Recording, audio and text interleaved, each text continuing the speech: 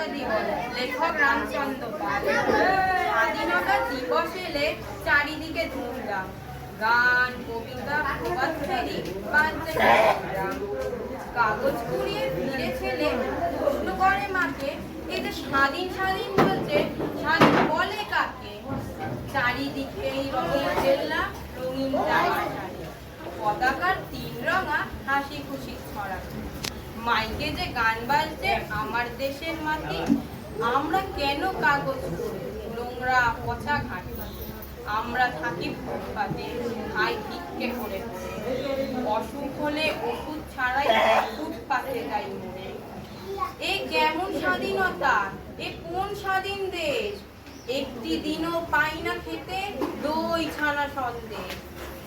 চায়ের দোকান, হোটেল বয় পশুর মতো খাটি। মাইকে গান বেজেই চলেছে আমার দেশের মাটি। কত ছোট ছেলে মেয়ে মিছিল করে যায়, আমাকে তো কেউ ডাকে না, লজেন নিবি আয়।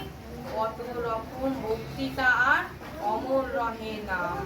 ফেরার পথে উঠি নিয়ে দেখতে গিয়েছিলাম, কিন্তু ওরা কিছুতেই ঢুকতে দিল না মা।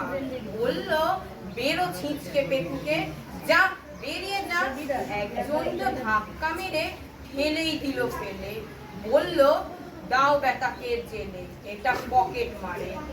কাঁদতে কাঁদতে পালিয়ে এলাম, এ কেমন স্বাধীনতা পেলাম?